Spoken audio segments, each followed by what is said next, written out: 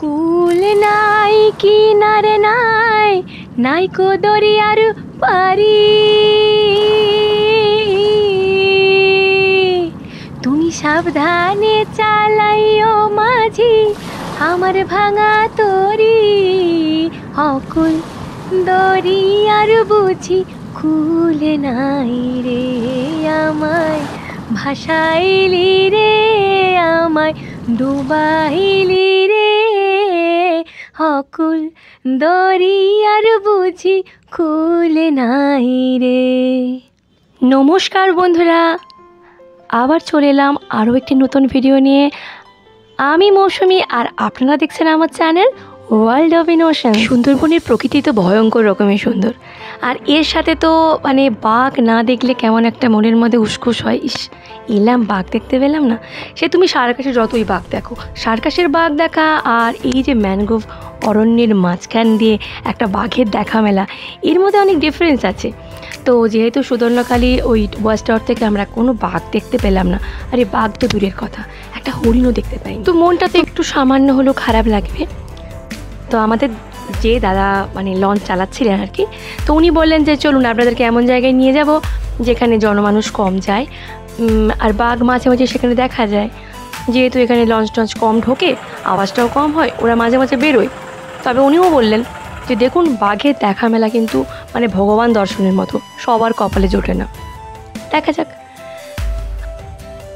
এখানকার প্রকৃতি যতটা এর সৌন্দর্য রয়েছে ঠিক ততটা কিন্তু ভয়ঙ্কর। এখানকার মানুষদের কাছে এই জঙ্গল তাদের রুজি রোজগারের একমাত্র পথ। হয় নদী থেকে মাছ ধরা, মিন ধরা, নয়তো জঙ্গলে গিয়ে মধু সংগ্রহ করা। আর এই সব জঙ্গলে মানে মধু সংগ্রহ করতে গিয়ে বাঘ হওয়া তো প্রায়ই ঘটে। আমি যেটুকু শুনছিলাম গাইডদাদের মুখে, যে এখানে বছরে 60-70 জন মানুষের প্রাণ যায় এই মধু সংগ্রহ করতে গিয়ে। আর আমরা যখন মধু কিনি তখন কত দরদাম করি না, সবাই করে তো, কিন্তু ভাবো তো যে কত বিপজ্জনকভাবে এরা এখানে এসে মধু সংগ্রহ করে। গাইড দাদা মাঝে মাঝে বাইনোকুলার দিয়ে দেখছিলেন যদি কোনো বাঘটাকের শাখার সন্ধান মেলে, কিন্তু ওই যে আমরা আনলাকি, নেই, ধারে কাছে নেই। তবে উনি বলছিলেন যে আশেপাশে বাঘের পায়ের ছাপ রয়েছে, মানে এখানে বাঘ আসে। কারণ ওনার মুখে শুনলাম যে জঙ্গলে তো যে শিকার ধরে এরা মেনলি এখানে হরিণ আর ওই বুনো শুয়োর, তো এখানে এগুলো পাওয়া যায়। আপনাদের আগেই বলেছিলাম না, এই রাস্তাটা আমরা যেখানে যাচ্ছি এখানটা প্রায় নির্জন, বেশি কিছু লঞ্চ বোট এগুলো আসে না। তো অনেকক্ষণ পরে একটা দেখা মিলল।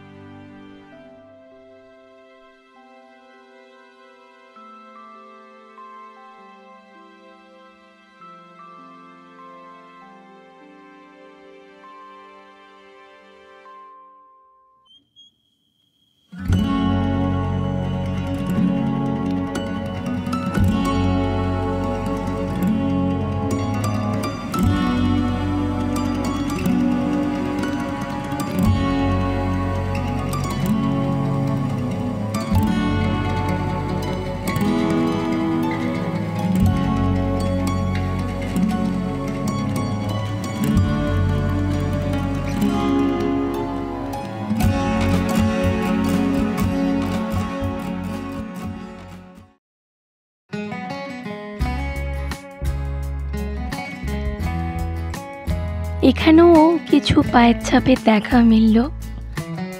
আমি এতক্ষণ ধরে ঘন্টার পর ঘন্টা ঘুরে যাচ্ছি, কিন্তু আমার সব জায়গাগুলো না একই রকম লাগছে, মনে হচ্ছে যেন গোলক ধাঁধার মধ্যে ঘুরছি। এই দেখুন, এখানে অনেক পায়ের ছাপ রয়েছে না? আর এখানে স্নেহবাবু আঙ্কেলের সাথে বসে মজা করছে।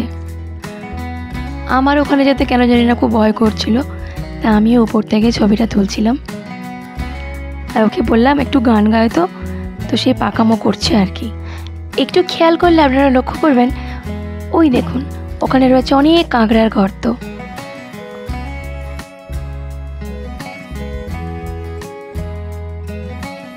প্রায় 2টোর কাছাকাছি বাজতে চলল। গাইড দাদা এখন আমাদের আশ্বাস দিচ্ছেন যে দেখা মিললেও মিলতে পারে, কিন্তু কোথায় কি একটা হরিণও তো চোখে পড়লো না। ঠিক আছে, দেখা তো যাক, নেচারটাও এনজয় করি।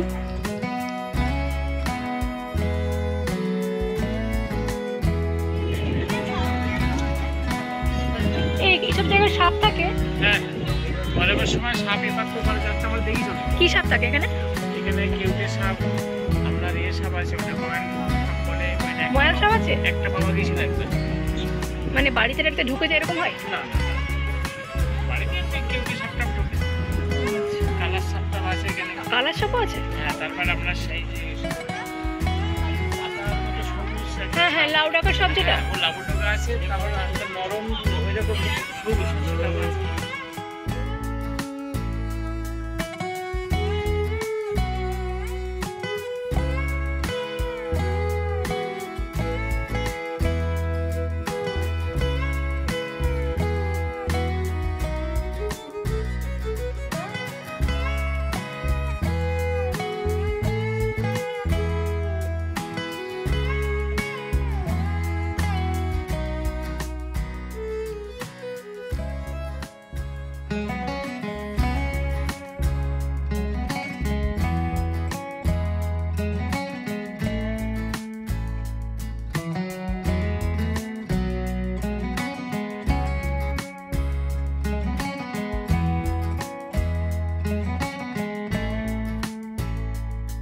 নাকের বদলে নরুন পাওয়ার মতো অবশেষে একটা হরিণের দেখা মিলেছে ওই গাছের আড়ালে।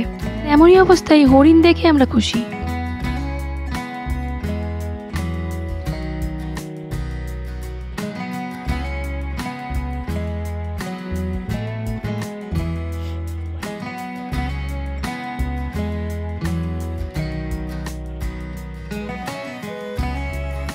সময় এখন প্রায় 3টে, তো আমরা ভাবলাম লাঞ্চটা করে নিয়ে যাক।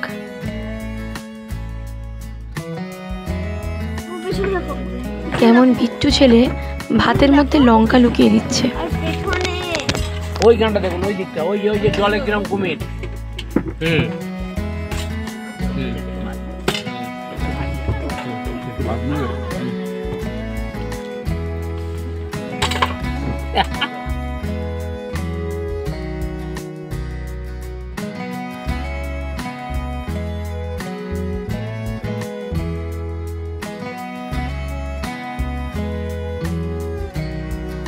এখন বাজে বিকেল 4টের মতো, আর আমরা এখন ফিরে যাচ্ছি। আর এখানে লঞ্চটা দাঁড়িয়েছে কেন বলুন তো?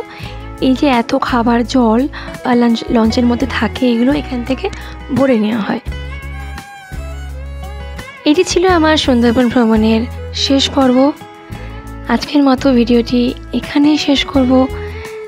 দেখা হবে আপনাদের সঙ্গে আবার অন্য কোনো ভিডিওতে, অন্য কোনো ট্রাভেল ব্লগে বা অন্য কোনো মজার ভিডিওতে। তো সবাই ভালো থাকবেন, সুস্থ থাকবেন, আর হ্যাঁ, নিজেকে সব সময় হ্যাপি রাখবেন, কারণ নিজেকে হ্যাপি রাখলে সবাইকে হ্যাপি রাখা যায়। আর মনের কোণে কোনো দুশ্চিন্তা একদম জমতে দেবেন না। আজকের মতো টাটা।